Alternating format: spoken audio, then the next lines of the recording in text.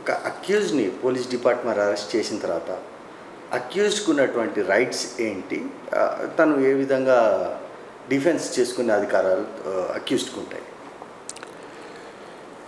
ఈ విషయం మీద క్రిమినల్ లా రిఫార్మ్స్ మీద ఇదివరకు మాలిముత్ కమిషన్ అని ఒకటి అపాయింట్ అయింది, జస్టిస్ మాలిముత్ అని. ఆయన రిపోర్ట్ అది పంపించి చాలా కాలం అయింది. ఆయన చేసిన కొన్ని సజెషన్స్, హ్యూమన్ రైట్స్ కమిషన్ వాళ్ళు చేసిన సజెషన్స్ని చూసి సిఆర్పిసిలో మార్పులు తీసుకొచ్చారు. ఆ మార్పుల ప్రకారంగా ఒక వ్యక్తిని అరెస్ట్ చేస్తే ఆ అరెస్ట్ చేసే అధికారి, పోలీస్ అధికారి, అతని డిజిగ్నేషన్ పేరు డిజిగ్నేషన్ తెలుపుతూ ఉండాలి. అంటే ఇక్కడ నేమ్ ప్లేట్ అది అంటాం చూడండి, అలాంటిది ఉండాలి. లేకపోతే మామూలు యూనిఫామ్లో ఉన్నా లేకపోయినా కూడా ఉండాలి.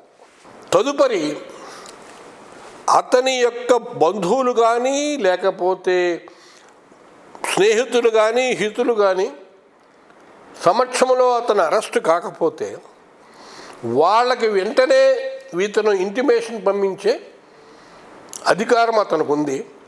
ఆ అధికారాన్ని అమలు చేసే బాధ్యత పోలీసు అధికారి మీద ఉంది. తదుపరి ఒక వ్యక్తిని అరెస్ట్ చేసిన తర్వాత అతని మీద ఎటువంటి థర్డ్ డిగ్రీ మెథడ్స్ అంటాం, అంటే బలవంతం చేయడం లేకపోతే అతన్ని బాధించడం, ఫిజికల్గా మెంటల్గా బాధించడం అనేది చేయడానికి వీల్లేదు.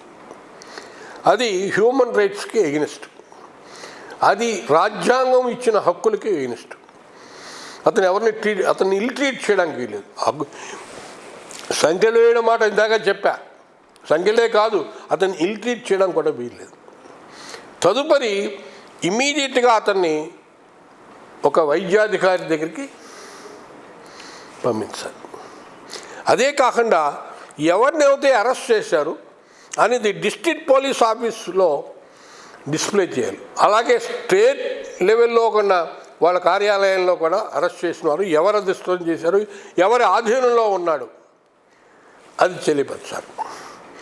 అది కాకుండా అతన్ని 24 గంటల్లో కోర్టు ముందు హాజరుపరచాలి. ఈ 24 గంటలు క్యాలిక్యులేట్ చేయడంలో ఈ ట్రావెలింగ్ టైంని ఎక్స్క్లూడ్ చేయాలి. ఒక పోలీస్ స్టేషన్ నుంచి కోర్టుకు వెళ్ళాలంటే కొన్ని ప్రాంతాల్లో టైం తీసుకోవచ్చు. నేను ఒకసారి పోలీస్ ఆఫీసర్ని అడ్రస్ చేస్తూ చెప్పారు. ఒక ఆయన లక్షద్వీప్ నుంచి వచ్చాడు పోలీస్ ఆఫీసర్. ఆయన చెప్పాడు, సార్ మా ఐలాండ్లోంచి ఇంకొక ఐలాండ్లో ఉంటుంది సార్ కోర్టు, అక్కడ తీసుకెళ్ళాక బోడంత టైం పడుతుంది. Yes, that is to be excluded. So 24 గంటలు క్యాలిక్యులేట్ చేయడంలో అరెస్టు చేసిన పోలీస్ స్టేషన్ దగ్గర నుంచి కోర్టుకు తీసుకెళ్లే సమయాన్ని ఎక్స్క్లూడ్ చేయాలి. సార్ ఇప్పుడు పైగా అతను ఎందుకు అరెస్ట్ చేశారో కారణం చెప్పాలి. ఇది ఫస్ట్. తర్వాత చెప్పండి మీ ప్రశ్న, మీ సందేహం. సార్ ఇప్పుడు మామూలుగా అరెస్ట్ చేసినటువంటి వ్యక్తి తనకి డిఫెన్స్ కౌన్సిల్ అంటే ఒక అడ్వకేట్ని ఎప్పుడు అపాయింట్ చేసుకునే అవకాశం ఉంటుంది? అతన్ని అరెస్ట్ చేసిన వెంటనే కూడా అపాయింట్ చేసుకునే అధికారం ఉంది. అతన్ని ఇంట్రాగేట్ చేస్తూ ఉన్నప్పుడు కూడా అతన్ని అడ్వకేట్ని యొక్క ప్రజెన్స్ని ఉంచుకునే అధికారం ఉంది. కానీ త్రూఅవుట్ ఉంచాలని లేదు. అది సిఆర్పిసి కూడా చెప్తుంది. త్రూఅవుట్ ఇంట్రాగేషన్ అడ్వకేట్ ఉండవలసిన పని లేదు, ఉండవలసింది. So you can take legal advice immediately after the arrest also. That is always there. Even at the time of interrogation also, the ముద్దాయి యొక్క అడ్వకేట్ని అతను సహాయం పొందొచ్చు, కానీ త్రూఅవుట్ పొందాలని లేదు. త్రూఅవుట్ ఉండకూడదు, ఉండవలసిన అవసరం లేదు. That is the right. That is one thing. Sir ఇప్పుడు కొన్ని సందర్భాలలో అరెస్ట్ చేసిన తర్వాత పోలీస్ డిపార్ట్మెంట్ వాళ్ళు కస్టడీ తీసుకుంటారు కదా సార్. ఇప్పుడు కస్టడీ తీసుకున్నప్పుడు అడ్వకేట్ ప్రజెన్స్ ఉండాలని కూడా కొంతమంది రిక్వెస్ట్ చేస్తూ ఉంటుంటారు. దాన్ని సర్టెన్ స్పెసిఫిక్ టైం పీరియడ్లోనే ఇన్వెస్టిగేట్ చేయాలని అంటారు. దానికి ప్రొసీజర్ ఎలా ఉంటుంది సార్? చెప్తా. ముద్దాయిని అరెస్ట్ చేసిన తర్వాత హాస్పిటల్కి తీసుకెళ్ళి డాక్టర్ గారి దగ్గర చేసిన తర్వాత 24 గంటలు మేజిస్ట్రేట్ గారి దగ్గర ప్రొడ్యూస్ చేయాలి. అప్పుడు మేజిస్ట్రేట్ గారు కేసు వారి దగ్గర ప్రవేశపెట్టిన పత్రాలని పరిశీలించి ప్రైమా ఫేసి కేసు ఉందంటే రిమాండ్ ఆర్డర్ ఇస్తారు. That's called judicial remand. అంటే జైలుకు పంపించడం. జైలుకు పంపించడం అంటే పోలీస్ అధికారికి పంపించడం కాదు. జైలు is in the custody of the judiciary. Though prisons department వేరున్నా that's known as judicial custody. ఆ జ్యుడిషియల్ కస్టడీలు పంపించవచ్చు. రెండోది ఏంటంటే పోలీస్ కస్టడీ. పోలీసు వారు వాడిని ముద్దాయిని మా కస్టడీలోకి పంపించండి, ఇంకా మేము అతన్ని ప్రశ్నించాలి, కొన్ని ఇన్ఫర్మేషన్ ఇంకా మేము ఎలిసిట్ చేయాలి, మాకు సమయం సరిపోలేదు అని చెప్పేసి అడిగే అధికారం ఉంది. అలా అడిగితే కోర్టు వారు దాన్ని ఆలోచించి దాన్ని పరిశీలించి కొన్ని రోజులు వాళ్ళకి ఏదో మ్యాక్సిమం లిమిట్ ఉంది లోపల వారి పోలీస్ కస్టడీలోకి ఇవ్వచ్చు. ఆ పోలీస్ కస్టడీలో కూడా ఉన్నప్పుడు అంటే అదే ఇంట్రాగేషన్ కూడా అవుతుంది కదా, అప్పుడు కూడా ఈ ప్లేటర్ అంటే అడ్వకేట్ యొక్క సహాయము సంపదలు పొందే అధికారం అతనికి ఉంది. సార్ ఇప్పుడు జ్యుడిషియల్ కస్టడీకి 14 days రిమాండ్ పంపించిన తర్వాత మామూలుగా బెయిల్ పిటిషన్స్ అవి ఫైల్ చేస్తారు కదా సార్.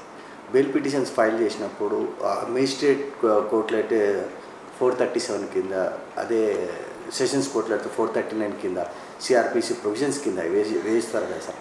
వేసినప్పుడు judicial remand extension for a period mandatory bails అని అంటే కొన్ని బెయిలబుల్ అఫెన్సెస్లో ఇమీడియట్ బెయిల్స్ అని, ఈ బెయిలబుల్ అఫెన్సెస్లో కొన్ని సందర్భాలలో బెయిల్స్ కూడా ఇయరెన్స్ సమస్యలు ఉంటాయి కదా సార్. ఆ సమస్యలు ఏ విధంగా చూడవచ్చు? ప్రతి నేరము బెయిల్ సందర్భంలో 2 విధాల కింద విడగొట్టడం జరిగింది. అది ఐపీసీ సిఆర్పిసి షెడ్యూల్లో చెప్తుంది.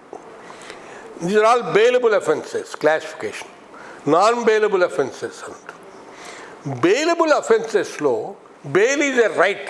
If a bail is denied in a bailable offence it amounts to wrongful detention. ఈ బెయిలబుల్ అఫెన్సెస్లో పోలీస్ ఆఫీసరే బెయిల్ ఇచ్చేయచ్చు, షూరిటీస్ను వాళ్ళని ప్రొడ్యూస్ చేస్తారు. So in a bailable offence to get a bail is a right. In non-bailable offences, to apply for bail is a right. To apply for a bail is a right. To get a bail is not a right. So you know the difference between the two. So whether to grant bail or not in a non-bailable offence, అది court వారి యొక్క విచక్షణకి సంబంధించింది. అంటే description of the court. ఆ case యొక్క పరిస్థితిని బట్టి, ఆ కేసు యొక్క నేరం యొక్క తీవ్రతను బట్టి, నేరస్తుని యొక్క ప్రవర్తన బట్టి, మిగతా సర్కమ్స్టెన్స్ని బట్టి కోర్టు వారు బెయిల్ ఇవ్వచ్చు, బెయిల్ రిఫ్యూజ్ చేయొచ్చు. సార్ చిన్న క్లారిఫికేషన్ సార్. ఇప్పుడు మామూలుగా ఈ బెయిల్ పిటిషన్ మూవ్ చేసినప్పుడు బెయిల్ పిటిషన్ ఒక మేజిస్ట్రేట్ గారి ముందట కానీ ఒక సెషన్స్ జడ్జి గారు ఉన్నట్టు ప్రీవియస్ కేసెస్లో అతను ఎలిగేషన్ చేయబడినటువంటి కేసెస్ని ఈ కేసులో ప్రస్తావించే అవకాశాలు ఉంటాయా? ప్రస్తావించడాన్ని సమర్థించవచ్చా మనం? ఈ డిస్క్రిప్షన్ అనేది నాన్ బెయిలబుల్ అఫెన్సెస్లో డిస్క్రిప్షన్. ఇంక బెయిలబుల్ అఫెన్సెస్లో ఈ ప్రస్తావన సంబంధం లేదు. నాన్ బెయిలబుల్ అఫెన్సెస్లోనే ఈ డిస్క్రిప్షన్ ఉపయోగించేటప్పుడు నేను ఇందాకనే చెప్పాను, అతని యొక్క ప్రవర్తన అంటే ఆ కేసులో ప్రవర్తన అవ్వచ్చు, పూర్వ కేసెస్లో కూడా ప్రవర్తన అవ్వచ్చు. If is already on bail and committed then offence, then misuse of bail means liberty ఇచ్చారు, వాళ్ళకి అది అవకాశం ఇచ్చారు, దాన్ని మిస్యూజ్ చేసుకుంటూ ఇంకో అఫెన్స్ కమిట్ చేసుకోండి.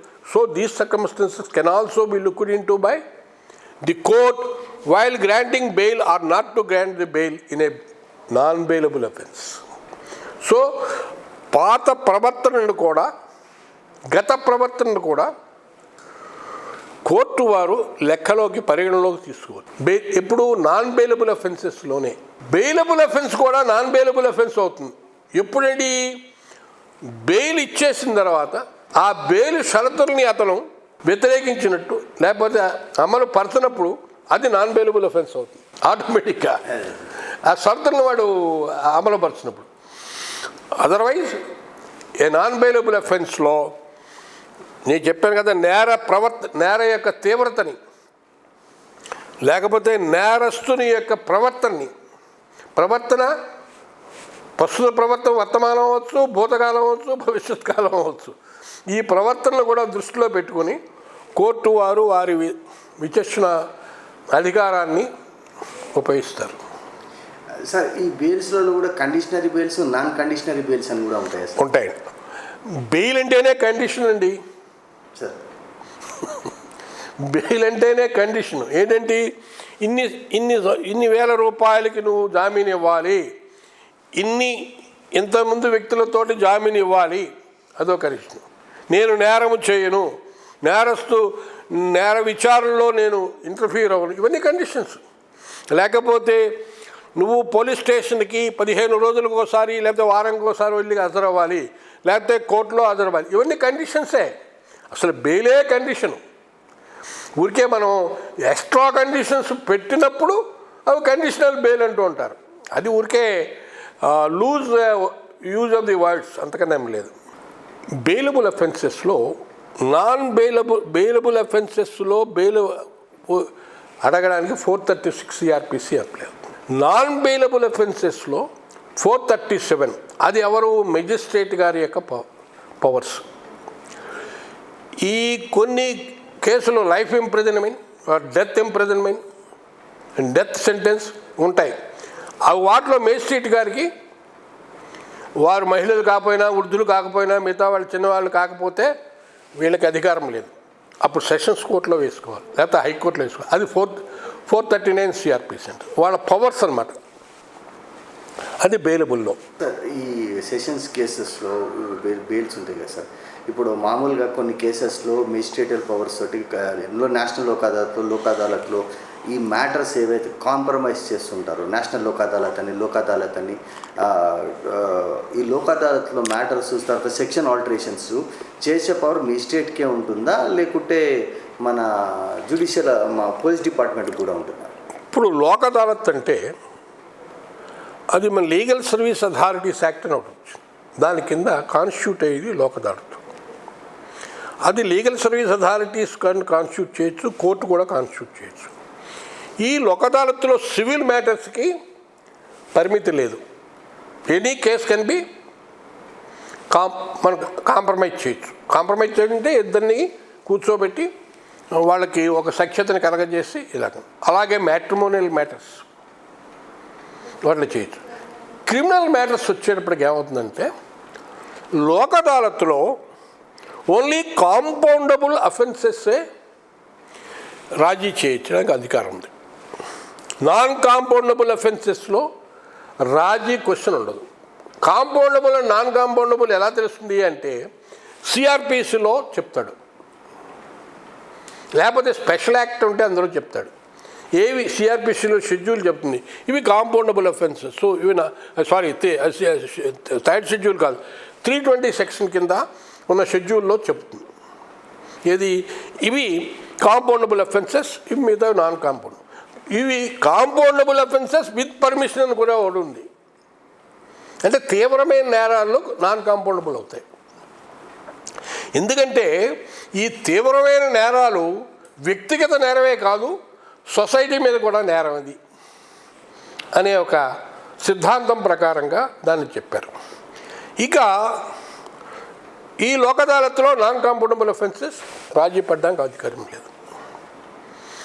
But compoundable offences with permission ఉంది సరే, అవి అవచ్చు. పర్మిషన్ తీసుకుని, ఆ కోర్టు యొక్క పర్మిషన్ తీసుకుని రాజీ పడవచ్చు. ఇంక చేంజ్ ఆఫ్ ఆల్టరేషన్ పోలీసు వారికి అధికారం లేదు. ఒకసారి ఛార్జ్ షీట్ పడేసిన తర్వాత కోర్టు తీసుకున్న తర్వాత కోర్టు యొక్క పర్మిషన్ తీసుకోవాలి. కోర్టు ఎక్కడ మీకు ఆల్టరేషన్ చేస్తుంది? ఓన్లీ లీగల్ ఆస్పెక్ట్ బట్టి చేయాలి. ఇంకా విచారణ అవ్వలే కదా. Alteration of the offence only ఎప్పుడు జనరల్గా it is moved through police.